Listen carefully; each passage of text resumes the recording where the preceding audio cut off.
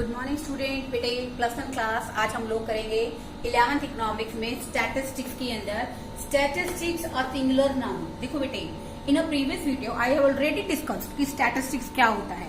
Statistics क्या है? Numerical information है, कंपैटिबिलिटी है, एस्टिमेशन है, इनैमोरेशन है, हर एक चीज को क्वांटिटेटिव एक्सप्रेशन प्रोवाइड करता है, कंपैटिबिलिटी कर सकते हैं इसके अंदर। तो बेटे वो सब क्या है? Statistics as a plural sense. अब हम बात कर रहे हैं statistics as a singular sense.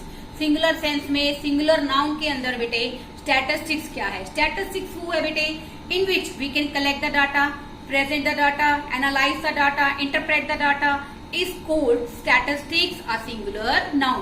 अब देखो बेटे, स्टैटिस्टिक्स में be defined as collection, data को इकट्ठा करना, कलेक्ट करना, संकलन करना, प्रेजेंटेशन, उसको प्रेजेंट करना, एनालाइज करना and interpretation of numerical data.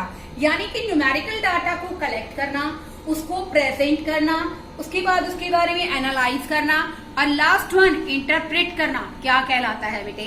Statistics कहलाता है। तो बेटे हमारे सिंगुलर नाउन के अंदर अगर हम बात करते हैं तो स्टैटिस्टिक्स में उन सब मेथड्स, उन सब टेक्निक्स के बारे में एक्सप्लेनेशन है जो हमारी हेल्प करती है। क्या हेल्प करती है? डाटा को कलेक्ट करने में, उसको प्रेजेंटेशन करने में, ऑर्गेनाइज करने में, प्रेजेंटेशन करने में, उसको एनालाइज करने में, उसके बारे में विश्लेषण करने में और लास्ट वन इंटरप्रेट करने में, उसके बारे में हमें एक्सप्लोर करने में हमारी हेल्प करे। This is known as statistics. Okay, अब हम बात करते हैं स्टैटिस्टिक्स की स्टेजेस कौन कौन सी हैं। तो बेटे in a statistics there are 5 stages. First one collection of data. अब देखो बेटे, मैं आपको एक बात बताती हूँ। देखो ये जो स्टेजेस है ना बेटे, हर एक स्टेज में हम लोग क्या करते हैं? स्टैटिस्टिकल स्टडी करते हैं, सांख्यिकी के बारे में यानी कि स्टैट के बारे में स्टडी करते हैं। In first collection of data. Collection of data क्या है? डाटा को कलेक्ट करना, उसका संकलन करना। तो देखो बेटे collection of data.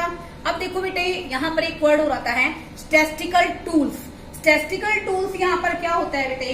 Statistical tools का मतलब ये है कि हर एक हमारी जो स्टैटिस्टिकल स्टडी हम लोग कर रहे हैं, कौन सी स्टडी कर रहे हैं?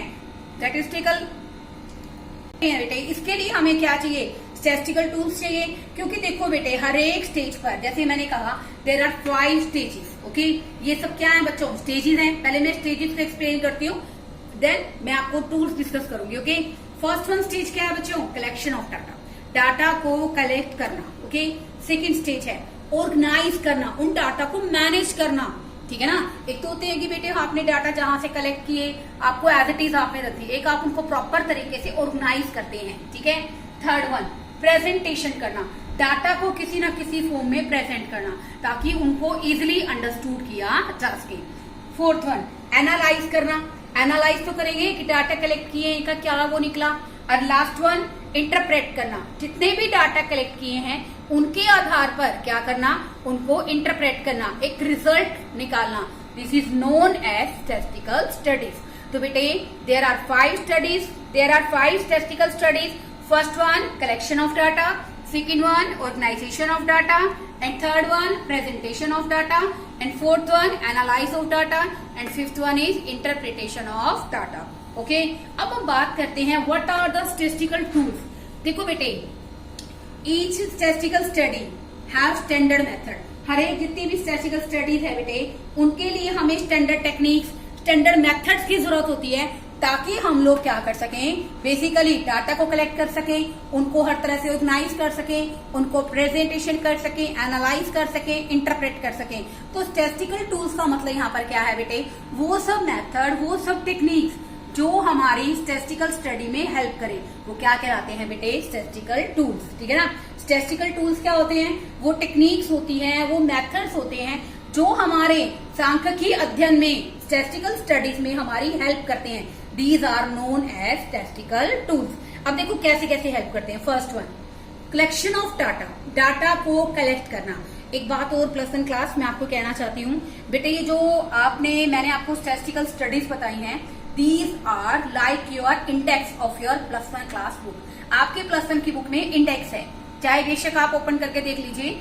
फर्स्ट वही है कि डाटा कैसे कलेक्ट होगा, पूरा ब्रीफली एक्सप्लेन है उसके अंदर। उसके बाद कैसे ऑर्गेनाइजेशन होगा, फिर कैसे प्रेजेंटेशन करेंगे, कैसे एनालाइज करते हैं, और कैसे इसको इंटरप्रेट करते हैं। पूरे के पूरे बेटे चैप्टर्स हैं इनके ऊपर। These are the statistical study. Okay, first one collection of data, कैसे डाटा को कलेक्ट करेंगे, तो स्टैटिस्टिकल टूल बताएगा ना हमें। फर्स्ट वन सेंसस और सैंपल। मैं थोड़ा सा इसके बारे में बताती हूँ बेटे, सेंसस और सैंपल क्या होता है। देखो बेटे, हमारे यूनिवर्स में इतनी सारी टर्म्स होती हैं। अब मान लो मैं आपकी क्लास का एग्जांपल लेती हूँ। In the plus one commerce there are 60 students. अगर हम लोग क्या करते हैं, जैसे अब देखो बेटे, अब क्या करेंगे, जितने भी बच्चे क्लास के अंदर है उन सबका नाम रजिस्टर्ड होगा, उन सबका अपना अपना एक प्रॉपर रोल नंबर होगा, ठीक है।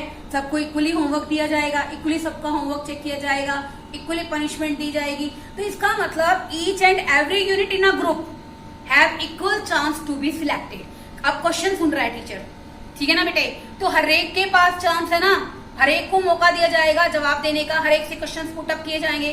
तो बेटे यहाँ पर जितनी भी क्लास में बच्चे बैठे हैं सबको इक्वली चांस है डेवलपमेंट करने के। अब मैं आप पर लेक्चर प्रोवाइड कर रही हूँ, आप सबके पास इक्वली चांस है इस लेक्चर को समझने का। ऐसा कुछ नहीं है कि एक बच्चे को समझ में आएगा दूसरे को नहीं समझ में आएगा। It depends on state of mind कि आप कितने अच्छे तरीके से लेक्चर को सुनते हैं। फर्स्ट वन, ठीक है। तो बेटे सेंसस का मतलब क्या होता है कि जैसे मैं आपको एक एग्जांपल और लेती हूँ। बास्केट के अंदर बेटे 5 एप्पल्स रखे हैं, ठीक है ना। तो आप चेक करना चाहते हैं कितने स्वीट है कितने सोर है, इसका मतलब कितने मीठे कितने खट्टे हैं। इट मीन्स आप ऐसा, अगर आप हर एक सैंपल के तौर पे हर एक सेब को कट करके टेस्ट करते हो तो क्या बन गया बेटे, यहाँ पर क्या बन गया, वो सेंसस। सेंसस का यूज कौन करती है, हमारी गवर्नमेंट करती है। सेंसस का मतलब क्या होता है बेटे, जनगणना करना। समझते हो ना बच्चों, क्या करना, जनगणना करना। जैसे बेटे एवरी आफ्टर 10 ईयर्स हमारी गवर्नमेंट क्या करती है, जनगणना करती है। अब कब होगी बेटा कैलकुलेशंस, 2011 के अंदर हुई है, आफ्टर 10 ईयर्स। अब 2021 में भी तो क्या होगी बेटा, जनगणना होगी। बेटे ये जो सेंसस मेथड है ये बहुत कॉस्टली पड़ता है, सिर्फ इसको गवर्नमेंट अफोर्ड कर सकती है, ठीक है। अब आता है बेटे सैंपल मेथड। सैंपल मेथड क्या होता है, अब देखो बेटे, अब कोई बच्चा बहुत अच्छा, जैसे अभी हम बात करते हैं हमारे 12th के रिजल्ट की। अब 12th के रिजल्ट में जो बच्चा टॉप करेगा फोकस सभी का उसी की तरफ होगा ना। इट मीन्स क्या है कि सैम्पलिंग का मतलब क्या होता है कि आप बेसिकली कुछ बच्चों में से 1 या 2 बच्चों को चुन लेते हैं। जैसे मान लो स्कूल को एक क्विज करा रहा है कॉमर्स की, तो 2 बच्चे 3 बच्चों की हमें टीम बनानी है, तो हम उन 3 बच्चों को चांस देंगे ना, हू आर द बेस्ट, जो बेस्ट होंगे बच्चों को देंगे। तो हम किसको यूज कर रहे हैं बच्चों, सैंपल टेक्निक को। तो सैंपल का मतलब क्या होता है कि दिए गई पॉपुलेशन में से, दिए गए यूनिवर्स में से हम लोग कोई ना कोई क्राइटेरिया, कोई ना कोई जजमेंट के आधार पर कुछ को सिलेक्ट कर लेते हैं। This is known as sample method. Okay, second one organise करना। Organise array of data in tally bars. आपने सीखा भी है 6th 7th में, टेलीबार्ट्स नहीं सीखा आपने, सीखा नहीं है, कैसे करते थे। जैसे यहाँ पर 5 है, 8 है, 9 है, तो कैसे लिखेंगे टेलीबार्ट्स, आप कैसे लगाएंगे इसमें, टेलीबार्ट्स। तो देखो बेटे 1 2 3 4 5 ऐसे 1 2 3 4 5 1 2 3 1 2 3 4 5 1 2 3 4 आना तो बने। This is known as tally bars. Third stage, how to present the data. अब देखो बेटे, अगर हम डाटा को प्रेजेंट करते हैं, रिजल्ट की बात करो, तो डाटा को रिप्रेजेंट करने के लिए हम किसका सहारा लेते हैं, टेबुलर प्रेजेंटेशन का लेते हैं ना, टेबल बनाते हैं। अब देखो बेटे, एक टीचर आपका क्लास इंचार्ज है जो बेसिकली आपका रिजल्ट शीट प्रिपेयर कर रहा है, तो जो रिजल्ट शीट प्रिपेयर कर रहा है वो बेसिकली बहुत अच्छे तरीके से टेबुलर प्रेजेंटेशन के साथ student roll number, student name, father name, various subject. Okay, तो बेटे कहने का मतलब क्या है कि डाटा को ऐसे ही प्रेजेंट करेंगे, अदरवाइज तो डाटा क्लियर नहीं होंगे, वो अट्रैक्टिव नहीं होंगे, ठीक है।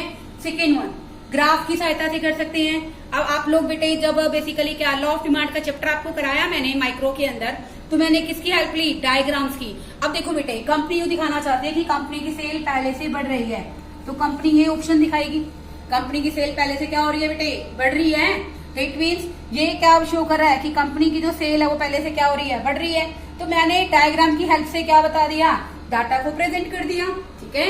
आगे देखिए, एनालाइज ऑफ डाटा, डाटा का विश्लेषण करना, हाउ टू एनालाइज। अब देखो परसेंटेज, परसेंटेज भी तो क्या है बच्चों, एनालाइज है कि कितने बच्चों के कितने परसेंटेज रहे आपके 10th में। अब आपका 10th का रिजल्ट अवेटिंग है, ठीक है ना, HBSC बोर्ड का भी गया है। ओके, तो बेटे इसके अंदर क्या है कि एनालाइज करना रिजल्ट के बारे में, एवरेज के आधार पर, परसेंटेज के आधार पर, ठीक है ना, डिग्री ऑफ कोरिलेशन। कोरिलेशन क्या होता है थोड़ा सा इसके बारे में बताती हूँ बेटे। मान लो बेटे हमारे पास x और y 2 सीरीज हैं, क्या है x और y 2 सीरीज हैं बच्चों, उनके बीच में कैसा रिलेशन है, this is known as correlation. जैसे देखो 1 2 3 5 7 9 both are increasing, so we can say that it's a positive correlation. Correlation का मतलब क्या होता है, there is a definite relationship between two series. दो सीरीज हैं बच्चों, किसी भी तरह की हो सकती हैं वो, उनके बीच में कोई ना कोई रिलेशनशिप तो है, उसको बेटे हम लोग क्या कहते हैं, correlation. Correlation means the relationship between two series is called correlation. Correlation में बी पॉजिटिव, में बी नेगेटिव। अब मैंने कहा कि दोनों सीरीज इंक्रीज हो रही हैं, आप भी देख सकते हो 1 2 3 5 7 9, this is known as positive correlation. और अगर मान लो एक सीरीज क्या हो रही है स्टूडेंट, इंक्रीज हो रही है, और दूसरी सीरीज को मैंने क्या कर दिया, डिक्रीज कर दिया, तो this is known as negative correlation. Last one, interpretation of data. Interpretation क्या होता है बच्चों, इंटरप्रिटेशन ऑफ डाटा का मतलब यहाँ पर होता है बेटे कि बेसिकली हम लोग जो हमने क्या किया है, यहाँ पर डाटा एनालाइज किया, उसके बाद इंटरप्रेट करने का अर्थ क्या है कि इसके आधार पर कंक्लूजन निकालना, निष्कर्ष निकालना। एवरेज निकाली है, मान लो हमने परसेंटेज निकाली है या एवरेज निकाली है, एवरेज निकाली है बेटे, तो उनके बीच में कैसा दो वेरिएबल हमें दे रखे हैं, जैसे एक्स और वाई दो वेरिएबल है बेटे, उनके अंदर किस तरह का रिलेशनशिप है, तो बेटे वो हमें कहाँ से पता चलता है, कंक्लूजन से। तो बेटा इंटरप्रेट का मतलब क्या होता है कि एनालाइज करने के बाद कंक्लूजन निकालना, निष्कर्ष निकालना कि डिग्री ऑफ रिलेशनशिप क्या है। दो वेरिएबल्स हमें दे रखे हैं, आपके अकाउंट्स और आपके मैथ्स में कैसा रिलेशन है, ठीक है ना, डिग्री ऑफ रिलेशनशिप कितना है। जैसे कहते हैं ना कि किसी अगर इंग्लिश बहुत अच्छी है, इंग्लिश पर कमांड है, तो नो डाउट उसके थ्योरेटिकल सब्जेक्ट्स क्या होते हैं, बहुत बेटर होते हैं, क्योंकि ही और she can explain in that manner very intelligently. Okay, तो देखो बेटे यहाँ पर कहने का मतलब क्या है, these are the 4 statistical studies, collection, organization, presentation, analysis and interpretation and statistical tools which help in statistical studies. Statistical tools कौन से होते हैं, जो हमारी statistical analyze करने में, स्टडी करने में हमारी हेल्प करें। कलेक्शन कैसे करोगे, सेंसस और सैंपल से। ऑर्गेनाइजेशन कैसे करोगे, एरे ऑफ डाटा एंड टेलीबार्ड से। प्रेजेंटेशन कैसे करोगे, टेबल से, ग्राफ से और डायग्राम से। एनालाइज कैसे करोगे, परसेंटेज से, एवरेज से और कोरिलेशन से। और रिग्रेशन एनालिसिस। रिग्रेशन एनालिसिस क्या होता है बच्चों कि एक्स कहते हैं ना, series X on Y, Y कितना एक्स पर डिपेंड करता है, इसको कहते हैं बेटे हम लोग रिग्रेशन एनालिसिस। आई थिंक आप लोग 10th में बहुत अच्छे ढंग से इसको करके भी आते हैं टॉपिक को, ठीक है। और इंटरप्रिटेशन में क्या आ गया, average and degree of relationship between different economic variable. दो इकोनॉमिक वेरिएबल हमें दे रखे हैं, जैसे प्राइस और डिमांड दे रखा है, वी ऑल नो दैट उनके बीच में डिग्री ऑफ रिलेशनशिप कैसा है, ठीक है। तो आई थिंक बेटे आपने इस टॉपिक को समझा है और होप आपको ये टॉपिक अच्छे ढंग से समझ में भी आया होगा। अगर आपको बेटे कोई भी डाउट रह जाता है बेटे आप कमेंट सेक्शन में डालिए, ताकि मुझे पता चले कि आप अच्छे ढंग से समझ पा रहे हैं कि नहीं समझ पा रहे।